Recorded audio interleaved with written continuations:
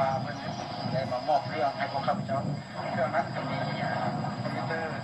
โรงเรียนละ1 ชุดก็คือคนละเซตแล้วก็จับปัญญาเพื่อ1 หน่วยดูเครื่องเสียงเพื่อ1 หน่วยอันนั้นมันหลักๆส่วนอื่นนั้นก็ยังมีเครื่องกีฬาแล้วก็อุปกรณ์การเรียนเป็นข้าพเจ้าสุดแสนดีใจที่ผมเคยมีในเมื่อก่อนเนาะผ่านมาผมเคยมีในจะเชื่อทางรัฐมนตรีเขาจะมาเยี่ยมยามเรื่องการนำปัจจุบันมาเยี่ยมยามนี่จะเชื่อครั้งนี้ข้าพเจ้าสุดแสนดีใจ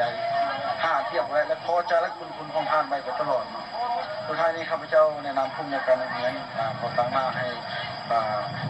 ครูอาจารย์คณะนักเรียนก็ฝากมายังบรรดาทานช่วยกันปลูกต้นไม้ในโอกาสวันที่1 ก็คือวันปลูกต้นไม้แห่งชาติเป็นเดือนฝนเนาะเพื่อให้ปลูกต้นไม้เป็นป่าและอีกประการนึงถ้าว่าภาคส่วนไหนยังมีการที่ช่วยเหลือเนาะข้าพเจ้ายังขาดหลายแนวที่ยัง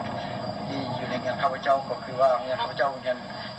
อยู่นอกเนาะเขาเกี่ยวดมกันเป็นโรงเรียนนี่เป็นโรงเรียนที่อยู่ขอบเมืองเลยเนาะถ้ามีการช่วยหรือว่า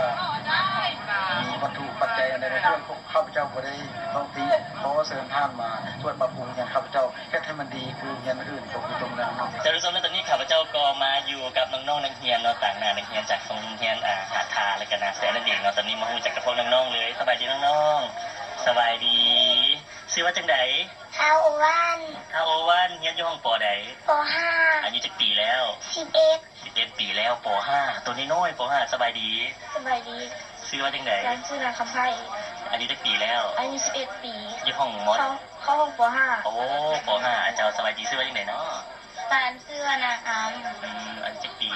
11เรียนอยู่ป.ใดป.5โอ้ถือว่าป.5แล้วกันเบิด3เลยแล้วคือตัวน้อยกันมูอันนี้ก็ป.5นะโอ้อะถามเดว่าไงมาเขาอยากเป็นอย่างเป็นนายครูอยากเป็นนายครูเรียนหนังสือเก่งบ่ได้ทีเท่าไหร่เป็นละเดือนได้ที่5ที่6ที่7ที่5ที่6ที่7โอ้เรียนกันเลยอันไงมาเขาอยากเป็นอย่างอยากเป็นชิมนายครูอยากเป็นนายครูโอ้ปกติเขาเรียนเขาได้ทีเท่าไหร่ที่1ได้ที่1โอ้เก่งไงมาจะเป็นอย่างอยากเป็นนักฮ้องอยากเป็นนักฮ้องโอ้แสดงว่าห้องเพลงเก่งมันบ่พอดีใส่ได้พอใส่ได้อยู่เรียนแต่ละเดือนได้ทีเท่าไหร่ได้ที่6ที่7โอ้ที่6ที่7เนาะกันเรียนดีพอสมควรเนาะมื้อนี้ดีใจบ่เพิ่นมาเอาเครื่องมามอบให้ในมื้อนี้ดีใจบ่ดีใจรู้สึกจังได๋เด้เพิ่นเอาเครื่องมามอบให้มื้อนี้รู้สึกดีใจที่เอาเครื่องมามอบให้แต่ละเทื่อเคยเห็นเพิ่นเอามาให้แบบนี้บ่เคยเห็นจักเทื่ออันนี้เป็นเทื่อที่เลยโดยเจ้าเฮาดีใจบ่ได้เครื่องมื้อนี้ดีใจมากเล่นกีฬาบ่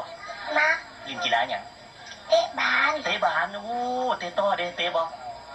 ยังบ่เตะเตะบานเนาะดีใจบ่มื้อนี้ได้มักบานเนาะแม่นบ่นี่บ่ได้มักบานนี่บ่สิเตะกับไผมักบานนี่น้ำมูเตะน้ำมูเนาะเรียนให้เก่งสิให้ได้เด้อโดยขอบใจน้องๆหลายๆตั้งใจเรียนเด้อ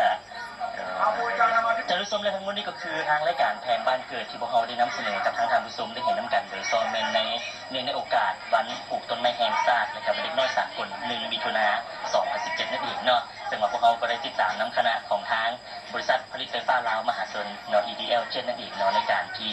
มาร่วมน้ำเพลินในการมาปลูกต้นไม้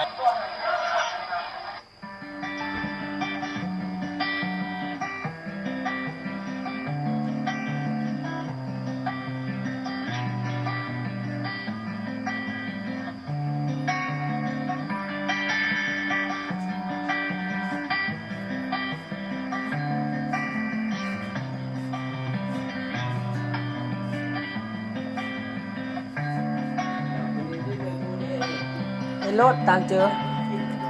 ฮะเอ็นแล้วไม่เด็กก็ได้นะ